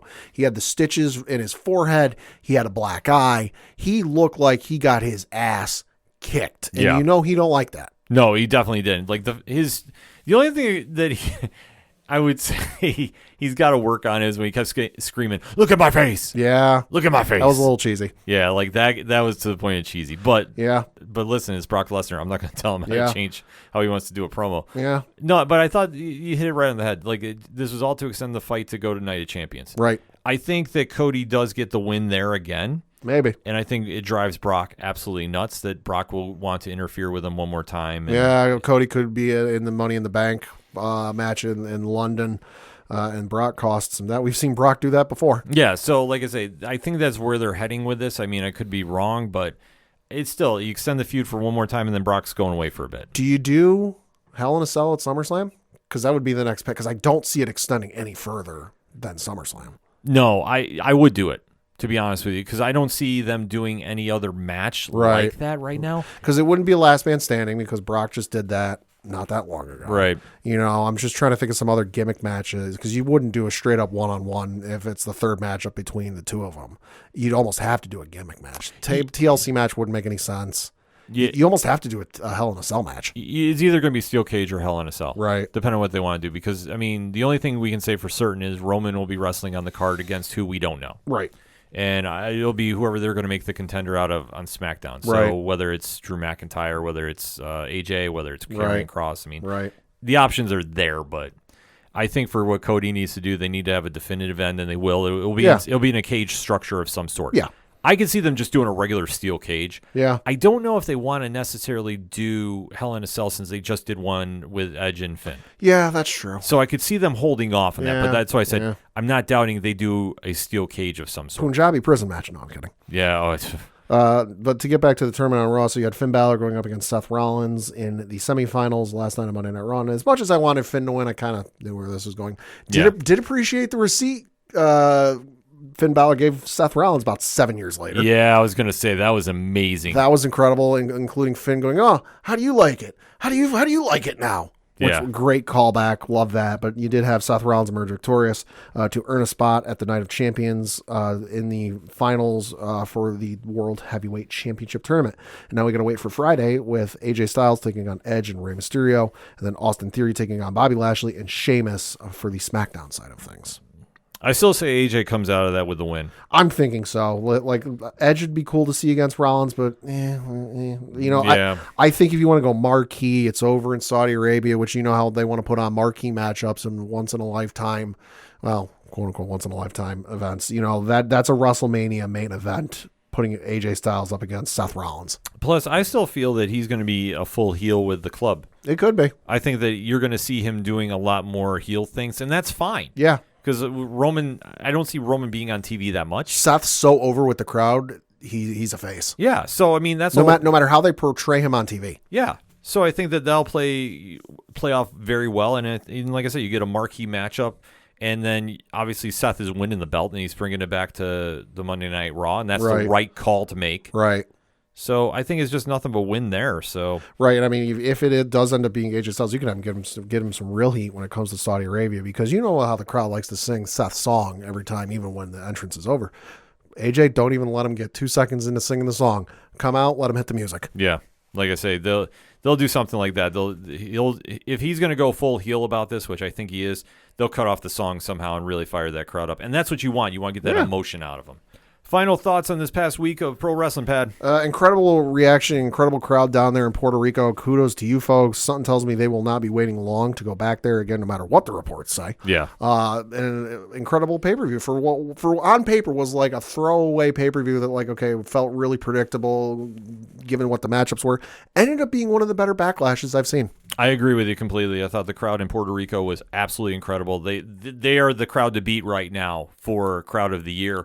Whatever award you want to give them. I mean, we might have to make a Brody for them this year, honestly, because they did that good of a job of really elevating a crowd or a card that was throwaway, to be honest. I mean, we all knew it was going to be solid action, but this really took it to a different level. And obviously, we did a fan poll on ODPH podcast on Twitter, and A grade all around, like I say, overwhelming response. So definitely a lot of headlines coming out of WWE Backlash heading into Night of Champions. So we definitely want to talk about it. So hit us up. Let us know. Hashtag ODPHpod. What is your thoughts about this past weekend of pro wrestling coming from the WWE? Did you love it? Did you hate it? And why? And if you want even more pro wrestling content, make sure to check out the latest edition of 607 TWS on your favorite podcast provider. That said, we're going to take a quick break. We'll be right back. You ever wondered what comics Mark from Vale is into? What Zach from Left Behind's favorite MCU movies are? Well, Metalcore Nerds is the show for you. My name is Sean Mott, and here at Metalcore Nerds, we cover the latest things in pop culture, whether it be Star Wars, Marvel, DC, AEW, and everything else in between. You can listen to the show every Monday on Adobe Howl at 7 p.m. Eastern, or find it anywhere you find podcasts after it debuts on the radio station. Coming back for the final segment on this edition of the ODPH podcast. Pad, what you got? Got a couple things to talk about. First of which, obviously, being the local minute. And looking at the Binghamton Rumble Ponies and their schedule from the last week, they were playing the Somerset Patriots on the road. That is the AA affiliates of the New York Yankees. So a little Subway Series action going on. Their game on Tuesday, they lost by a final score of 7-4. Came back Wednesday with a win of 5-1. Lost on Thursday, holy shit, by the final score of 10-0. Hey. Yeah, not a good day. Did not come back and forget that loss, though, because they got another one by the final score of 2-0. Lost again on Saturday by the final score of 4-3, and then lost again on Sunday by the final score of 11-2. So from what I'm reading off those scores, Somerset pretty good this year. Yeah. This week they're at home for a 1, 2, 3, 4, 5, 6, 7 game series against the Hartford Yargoats. I'll explain why it's 7 games in 6 days in a minute. But they are playing tonight as we currently record against Hartford, where they are currently up 4-1. And why do I bring up the score, you might wonder? Well, it's because we had a special appearance in in Binghamton from New York Met making a rehab start, and that would be Carlos Cookie Carrasco. Yeah. Making a rehab start for the Binghamton Rumble Ponies. He pitched 3 innings, gave up 3 hits, 1 run. That 1 run was earned. Walked 1, struck out 1, and gave up no home runs. So all in all, for a rehab start, not bad. Not too bad. Not too bad. So like I mentioned, currently as we record, Binghamton up 4-1. They've got a doubleheader tomorrow on Wednesday against Hartford. First game at 5 o'clock. Second game, whatever time, probably about a half hour to an hour after the first game ends. They got another game on Thursday, the 11th at 6:05 p.m. Eastern. They've got a game on Friday at 6:35 p.m. Eastern. They've got a note that is also one of the firework games, so there will be a fireworks show after the game. And then they've got a game on Saturday. Got a note, this game is at 1:05 p.m. Eastern, not a typical night game like you might expect. And this one got the special promotion is halfway to Halloween, where it says, no tricks, only treats. All are invited to a spooktacular afternoon of bats and hopefully not too scary baseball. Come dressed in your favorite costume and celebrate halfway to Halloween with us. So that should be something fun if you got some kids in the area and you got the costume laying around from last year, because Lord knows I hope you don't have their costume planned out in May. And then they've got a game on Sunday, which is at 1:05 p.m. Eastern against Hartford. That one is Kids Eat Free Sundays, which of course, if you don't know, that is where you go to the game, and on select Sundays throughout the season, kids 12 and under can eat for free. So definitely check that out. It's a good promotion. For more tickets, information, and all that good stuff, bangrp.com. And then from my other base, got to talk a little bit of footy, although this one crosses over with football European and football American. Oh? Yeah, because as some of you may know, some of you may not know, J.J. Watt, standout defensive player in the NFL, got a little bit of free time, got a little bit of money he wants to invest. He recently invested with a European soccer club, an English soccer club by the name of Burnley FC. They are in the second highest tier currently of the English soccer system, that is the Championship League. Currently in first place of that league, so it looks like unless things fall apart in spectacular fashion, which they won't, they're going to get promoted to the Premier League, so that is the highest level of English soccer over in the UK. But he is a minority owner, invested some money a couple of weeks ago, spending some time in his offseason investing money in that and getting to know the folks over in Burnley, because he did an interview on BBC Breakfast on Tuesday where he said, quote, I've learned that the history, tradition, and supporters, it's all about respecting and honoring that. You never want to come in and try to do something that's not true to who the club is and what they're trying, and what we're trying to do is show people what real Burnley is about. I did a pub crawl yesterday on my way to the stadium.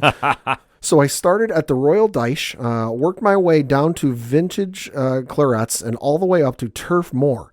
Just getting to know the supporters, I want to earn their trust by showing them how much we care and how passionate we are. It's research. I'm doing research and lots of pints of Guinness along the way, but it was a lot of fun and really good to get to know them on a personal level, and hopefully they get to know us as well, close quote. So JJ Watt, not lacking in any bit of fun in his offseason, buying minority stakes into European soccer clubs and doing pub crawls. Yeah. Which is awesome. That's awesome. I mean... Also, shout out to his business savvy investing in a club that's going to be in the Premier League next season. Yeah. That's insane. I was going to say, he's definitely making some moves in the offseason. I'm excited to see where this goes. Yeah. Like I said, I'm starting to slowly come around to, the ways of soccer, or football, as you say. Football. So... for my base, it's painful for me to talk about, but we have to address some hockey, and there was some New York Rangers news we got to talk about too as well. Yeah. So before we get into it, Pat, you want to break down the standings of the Stanley Cup playoffs for everybody who else is still watching? Yeah, so for those of you still watching, which why the fuck are you watching? Yeah. You shouldn't care. Over on the Western Conference side, you've got the Seattle, what are they, the Kraken? Yep. Seattle Kraken up on the Dallas Stars 2-1. And then you've got the Vegas Golden Knights up 2-1 on the Edmonton Oilers, and then on the eastern side, you've got the Florida Panthers up 3-0 on the Toronto Maple Leafs. Let's go. Oh, you got to love that Toronto finally made it in after 16 years. They made it past the first round, and they're going to get their fucking hearts broken. Yeah. I don't think they'll care. And then in these series, I could give two less fucks about. You've got the Carolina Hurricane up 2-1 on the New Jersey Devils. Go Florida. Go quadruple elimination. Whatever the phrase is for 8, eliminate them all. Yeah, honestly, like Playoffs are canceled. hockey season ended when the Rangers were done. But I mean, obviously, we have to be our sports journalists here and talk about it. Like Florida is a Cinderella story, and if they make a run, great. I personally would love to see either Seattle or Vegas make it. That'd be wild. I'd like to see Seattle. Vegas was there once before. It'd be wild to see Seattle. Oh, yeah. It was crazy because, like I said, the only time in recent memory that's happened is Vegas went on their first year. Yeah. They made the run. They made the run. They didn't win, but they made it there. Exactly. So anybody but Jersey right now. Yeah, for real. I'm pretty happy with that. For real. Speaking of the Rangers, a little bit of news happened. They did fire their head coach, Gerald Gallant. Well, they agreed to part ways. Yeah, but That's being polite. What can you say? Disappointing season this year, to say the least. I know it's kind of crazy figuring how much he led them into the playoffs last year, but let's be honest. The amount of talent they had, they should have gone further. The fact that they made all those trades for Tarasenko and at the time, Patrick Kane, we all thought was going to be a game changer to a degree, sadly is not. No. We all thought that this was going to be the year, and they were built to win now. And the fact they got bounced, especially being up 2-0 in those playoffs, it's tough. It really is tough. So unfortunately, he had to go, and there's a lot of rumors about a potential replacement for him. I don't know. I don't want to really kind of speculate. I heard one name going around, but I'm starting to think that's cooling off too. But I think the Rangers, whoever takes that position, is going to have a great team to build off of. Yeah. But they got to change a couple things, especially they can't just sit back and let the lines get pushed around like they were. Jersey, let's face it, when they took them out in the playoffs, they blocked the center of the ice. They weren't allowing any passes to go through the middle.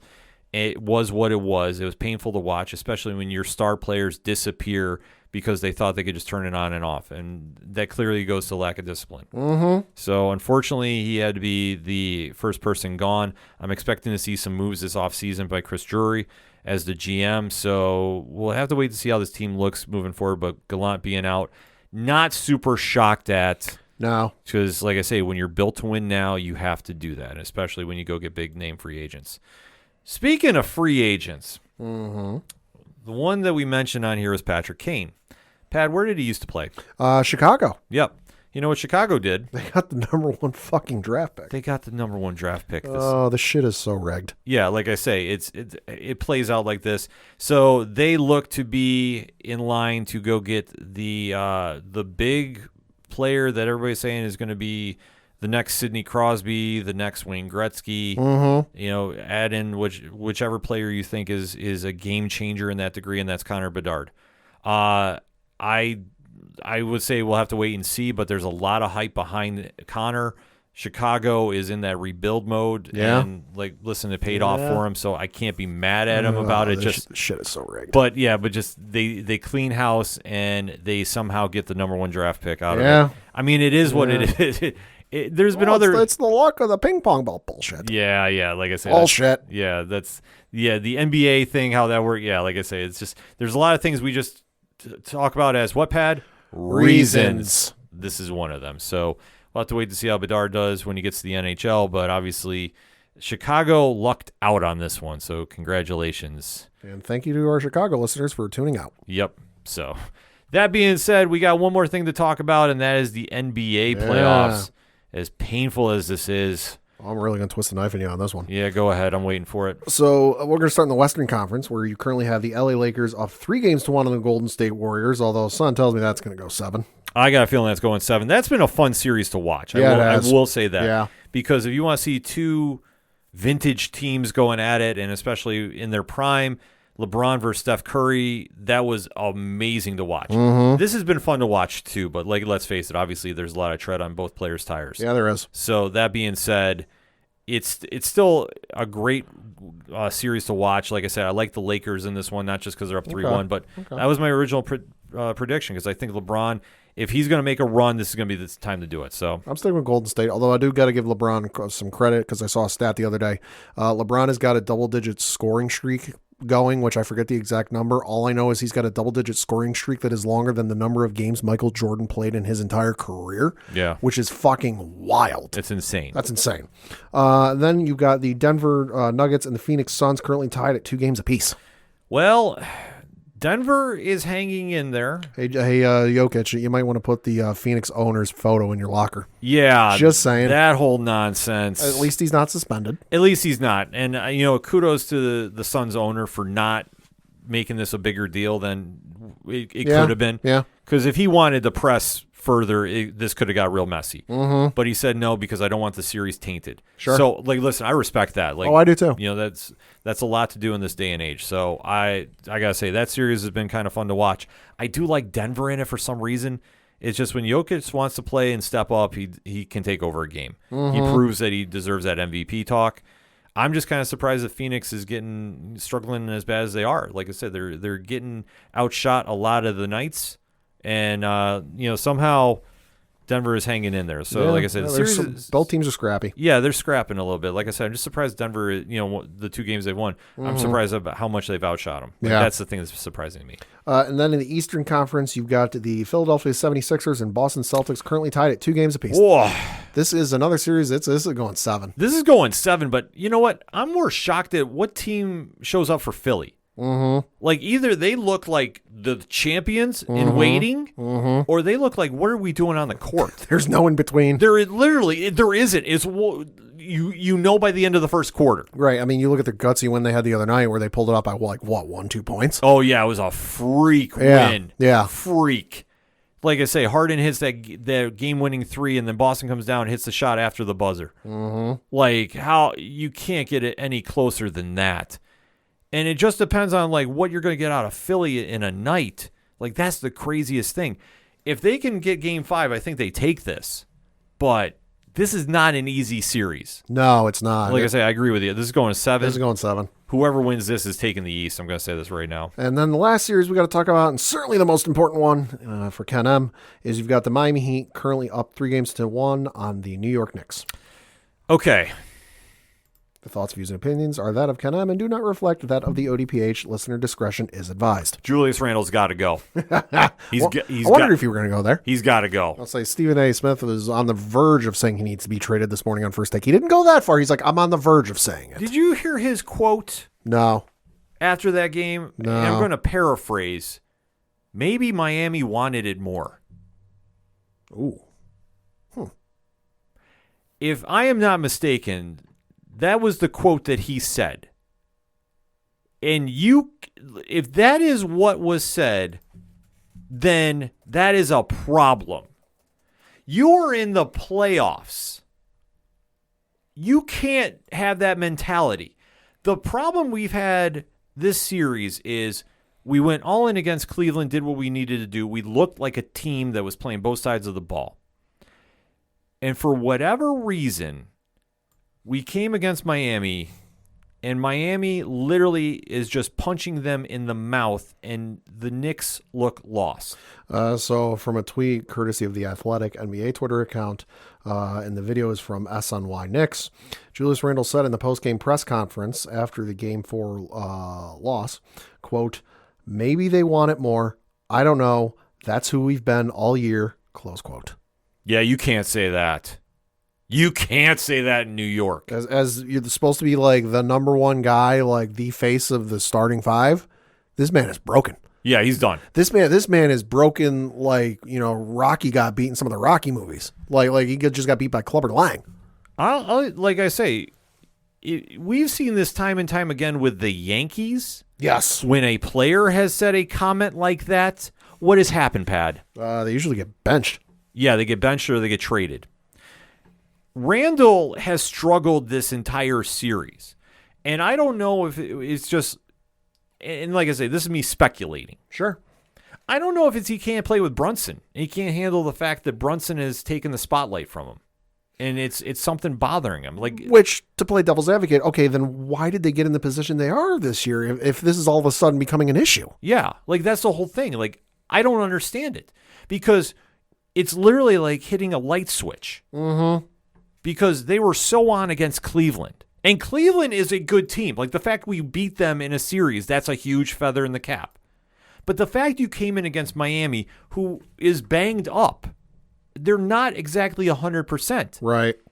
They're just getting out-hustled and out-rebounded. And the fact that Mitchell Robinson is doing everything he can, but he can't do everything. Right. That's a problem. And especially in a game that was close like it was for Game 4. They were letting Jimmy Butler, with bad ankles and all, drive right down the center of the lane, untested. Mm-hmm. So, what are we doing here? Pulled up some stats for Julius Randle. In the regular season this year, he had averaged 25.1 points per game, 10 rebounds per game, 4.1 assists per game, and a field goal percentage of 46%. For the playoffs this season, he is averaging 15.9 points per game, 3.5 assists per game, 8.4 rebounds per game, and a field goal percentage of 37.5%. Yeah. So he's down in every average. He's down. And like I say, I don't know if he's putting too much pressure on himself, but you're not playing team ball. I'm sorry. The team is taking a step back, and either they're relying too much on Brunson, which, listen, I'm not blaming Brunson on anything except he's trying too hard. Right. Because he is literally going out there and trying to be Allen Iverson 2.0 by taking a team over. And to be honest with you, I'm not mad at the effort. We'll never complain about this effort. Right. But you need help to do this because Miami is picking you apart. Mm-hmm. Like I say, when they are out rebounding you and it's embarrassing watching. Right. That's a problem. Especially when we talk about how close the game was for the most part with 5 minutes left. They're down by at one point down by 7. Right. And they are just letting Bam and Jimmy drive down the center lane untouched. Mm-hmm. I'm sorry. You need to get more physical with them because Miami is just outboxing you. And literally, Jimmy Butler is making it a point to will this team to the playoffs. And his performance, like I say, I will never speak bad about Jimmy Butler's performance in a game. He is a guy that literally leaves it on the court every single night. I wish the Knicks would follow suit. But unfortunately, they might sneak out Game 5, maybe. We'll say. But they're not winning Game 6. I would be shocked. I would be happily shocked. I would love to eat my words. But it's not happening because the fact you made that comment, that tells me that's the temp in the room. Right. Because I have not heard any other player go against that. And that's a problem. Yeah, that's concerning, especially when your backs are against the wall. Looking ahead to the schedule for the next couple of days, on Tuesday, May 9th, you've got Philadelphia 76ers in Boston in Game 5. That's series tied 2-2. That's at 7:30 p.m. on TNT. Phoenix and Denver in Game 5. That is at 10 o'clock on TNT. Wednesday, May 10th, you've got Miami and New York in Game 5. That is it's in New York, 7:30 p.m. Eastern on TNT. Currently, as we record, the line is the Knicks by 3.5. Although that could be just because it's a home game. And then you've got the Lakers at Golden State in Game 5 at 10 o'clock on TNT. Thursday, you've got Boston and Philly in Game 6. That is at 7:30 p.m. Eastern on ESPN. Denver and Phoenix in Game 6 at 10 o'clock p.m. Eastern on ESPN. And then Friday is Knicks and Heat at Game 6, if necessary, where that is to be determined. That'll be on ESPN if it occurs. And then you've got Golden State at the Lakers for Game 6, if necessary. That would also be on ESPN. Yeah. So things should be interesting. Like I say, I'm not doubting we see a Lakers-Celtics one last time. That'd be good. That would be something. Yeah. But I like Philly. I mean, I took them at the beginning of the playoff run. I think they're still going to do it. The West, though, that could get interesting. That could get very, very interesting. It don't matter who's going to win it come out of the East. It's going to be the West to win. Yeah, West is going to take this. The whole damn thing. Yeah, but it's not going to be the Knicks, unfortunately, even though I'm still holding out for a miracle. Hey, you never know. They need something. You never know. I don't know what could happen in the Garden, but they could get a bottle of Michael's Secret stuff, a la Space Jam, and miracles could happen. Things could happen, but I tell you what, if the Knicks win Game 5, I could still see 7th Ave getting shut down. Probably. Just for reasons. Yeah. Like I say, Yeah. and then in the offseason, we got to make some moves. I think, Randall, you got to move somewhere. I don't know where. Yeah. I think at this stage, last year was bad when he had the down year. Yep. And obviously in the playoffs when Trae Young lit him up. I mean, they've I don't want to say that was our Atlanta moment. Roasted that man like a marshmallow. But you have to think it is. Yeah. Like as weird as that sounds. Yeah. That's our Atlanta 27-3 moment. Yeah, it is. Or 24-3. 28-3. Or 28-3. That's that moment. So we have a lot of work to do in the offseason. We do. But it'll be fun watching nevertheless. You got to hope the Knicks do well, because if the Knicks don't do well, then James Dolan starts interfering with the Rangers. Everybody go out buy a CD right now. We're going to put the link in the liner notes. Go buy James Dolan's CD. Please go support him in concert so he stays away from the Knicks and Rangers. Seriously. I know there's a lot of Knicks fans and a lot of Rangers fans that listen to this show.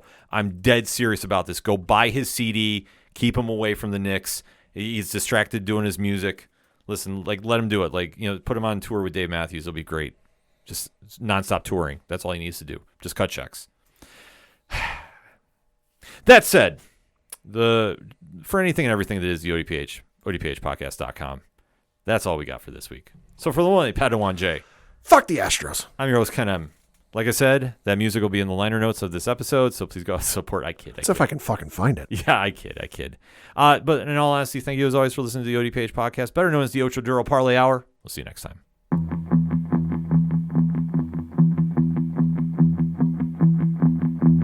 Gonna be down to the punch. I'm gonna be down to the punch. 'Cause they can't bring me